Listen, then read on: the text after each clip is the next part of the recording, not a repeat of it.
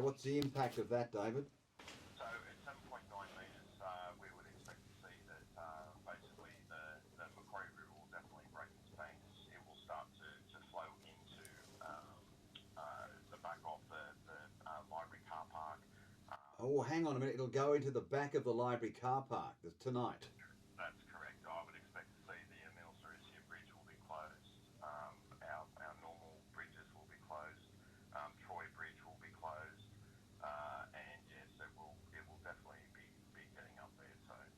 Well, goodness me. And what do you reckon? We'll see the seepage of that gradually up till about 9 tonight, you think, Dave? Yeah, that's correct. So at about 7.7 metres, we start seeing the around the Macquarie Library car park and the basement area. They start to come in around that area. Right. What about Square, Dubbo Square? No, so well, Dubbo Square. That's a little farther back, isn't it, off the river? That's a little bit further back. Right. So yes, but certainly that level is in there. Okay. What about the playing fields, or are they a bit too high? No, the playing fields will be underwater as well. The playing fields will be underwater as well. Okay, so we're looking at that entire area rear of the library, and that means it'll go impact Talbragar, won't it?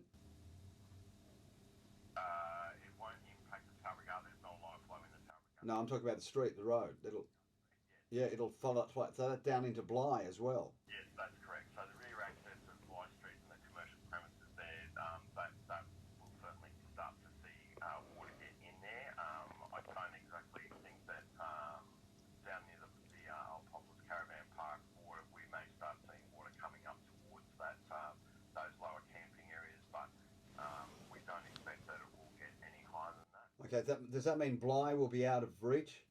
Bly will be out of reach. So Bly will be underwater tonight? Yes, that's correct. Something we haven't seen for a while, isn't it, David? It is. It's been a little while since we've seen moderate flooding occurring in Dubbo. Well, everything's soaked. Where else does it go? Yeah. All right, so is that your major concern? At the moment, I think that we have two major concerns. I think at the moment we're looking at the Macquarie River and the Bell River at Wellington. Yeah. And then the next concern is basically Dubbo later on this afternoon tonight. All right, gee, you'll be having a long shift today, won't you, Dave? It's a very busy day. All right, let's connect a little later on this morning as well. So you've heard it from David Monk, SES, Bly Street. From when do you reckon the barriers will go up? Look, at this stage, I'm sure the council will be on to that at the moment. We'll be making preparations throughout the day. But if people are making their way into the CBD, definitely don't go and park your car in Bly Street today. Okay, good warning. David, stay in touch, all right? Thank you. David Monk from the SES. There you have it. Wow. There you go, Mayor. There you go. What do you think of that? It sounds pretty drastic, doesn't it? Does sound drama. I haven't seen that for a while. 2010, the flood, of course, went right up through the Travelators, both the Square and Riverdale. That was all under. But now you're looking at Bly Street and the car park. And I would imagine, as you said, the lower end of Talbragar and all the way along Bly will be underwater tonight. It sounds like, from what David Monk was saying then, that at least it won't be as bad as 2010. It won't be right up into Dubbo Square and Riverdale. But certainly Bly Street, and after we're finished here, I haven't been aware of this at this stage. So the first thing I'll do when we finish this interview is I'll go and make contact with our CEO and just find out where we're at and what our predictions have been and what we've been given, what information we've been given, and see what time we might see some barriers go up, and obviously get some media releases out about that just to inform the community. I'm glad to break the news. Yeah, so thank you. Well done. Very well. That's what we're here for. But just be aware. Pass it on. Truckies don't go. The couriers, if you use Bly Street to drop off at the shopping centres around the back of the Macquarie Library, and that would mean at the rear of the information centre, I would imagine. But as David Monk just told us, Sarisia will go under. Well, if Sarisia goes under, the traffic chaos that will cause in Dubbo is incredible. You'll see people lined up for half an hour or longer to get across the LH Ford Bridge. Yeah. And this is way back, if I go back to 2015, the promise made by the state government at the time was to duplicate the LH Ford Bridge to help with daily traffic, but also to help when the Sarisia Bridge went under in the rare occasions that does go under, to help with that extreme traffic flow. But here we are, 7 years later, and we still don't have a duplication of the LH Ford Bridge. Oh, the River Street Bridge, there you go. You've got a pontoon. Yes. So it's just keeping past the word.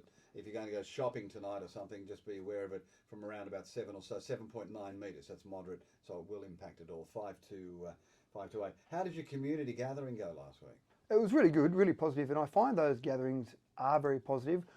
Probably the greatest thing about them is not even the people that turn up, but the people that have the opportunity to turn up, which is everyone. And that's what I've heard from people. They might say, oh, I didn't make it down to see the federal member or the state member or councillors, but I could have gone down. What a really positive thing that is for the community. Now, it was at 7:30 last week in Wellington. It was drizzly, it was rainy, it was cold, but still people came out to come along and talk to people, and various ideas were put forward and various discussions. But then we had the Wellington pedestrian bridge opening. So that was How scheduled. many turned up for that? It was more than 100 there. I was blown away Well, by to it. see a bridge. To see an opening of a bridge. So this is actually a really important bridge. Now, just a little thing to have a look at when you go down there. I actually think this will turn into a bit of a tourist attraction. One of our staff, Ian McAllister, you know, Ian, when they were building the bridge, and this is going back many months ago, when they were doing the concrete piering and the concrete part of it, he put a coin, embedded a coin to show the year of construction. So the coin was a dollar coin, it showed 2022, and of course had the picture of the Queen showing there. Now the opening of the bridge just happened to be the day after the Queen passed away. So we actually made mention to a few people, so they went along looking along the bridge to try and find it, because it's not obvious, it's not pointed out, but you can find it if you look close enough. And I talked to Ian the next day or two, and I went, I actually think this will be something that'll be one of those little trivial things. People will stop in Wellington to get something to eat or stop to charge up their electric vehicle, and they'll say, oh, wait up, there's a coin that was buried, and the story will progress, I'm sure, to the point where it was buried because of the Queen's passing, not as a complete coincidence with the Queen's passing, but they'll be looking for that coin on the bridge. I think it'll be fascinating. It'll be folklore and it'll dissolve into myth. And I like the way you just squeaked in there, Matthew Dickerson. And when they pull up at the Wellington and get their EV recharged, you're a sneaky son of a, aren't you? I thought I got away with that one without you noticing. No, it doesn't go fly past me as well. All right, just on the Keswick estate, we talked about this yesterday when you broke the news. Under the hammer, 14th of October. It's the first one. We're doing them over 3 separate ones, yeah. 52 lots. So we thought 52 lots in one auction, people would get a bit of auction burnout. So we spread them out across 3 just to make it a bit easier, I suppose, for everyone involved. The auctioneer, you can imagine the auctioneer's voice would wear out after 52 auctions in one day. But the people as well sitting around there, they might come along to the first auction, they might get a bit more of an idea of the prices they go for, and then come back to the second auction, maybe with a bit more finance behind them or whatever it might be. Can I ask you about DAs on these blocks? Because it's your land and because you're selling it, will you expedite DAs? No, there's a Will really... will they be given an advantage on this? No, because there's they buy a block owned by the council. No, there's an internal wall in council. We've got our property development team. And in fact, last So night... is it like blind drinking? Not quite, but last night we had a planning meeting for some of our future development, and the staff that we have that are involved in our land development weren't allowed to go to that meeting because other developers couldn't go to that meeting, so why would our internal developers be allowed to go to that meeting? Right. So essentially we do keep that wall in there, and then if someone buys a block of land there or a block of land owned by any other developer in the city and they lodge their DA, they're just treated identically. Answer me this, why didn't council flog off the entire 52 to a developer to make sure that there was no suspicion raised about you owning the land, selling the land and expediting DAs? The mood or the appetite from councillors was very much that we wanted to make sure one developer didn't buy them, and there is a limit on these blocks of land. There's only a maximum of 2 lots to be bought by any individual or organisational related entities, so you can't have a developer come along and buy more. They could buy 2, but they couldn't buy 3 or 10. 52. Can't buy the whole 52. What we are hearing from the community is that they want to be able to buy blocks of land and put houses on them with their own builders, and there are other developers out there doing their own developments.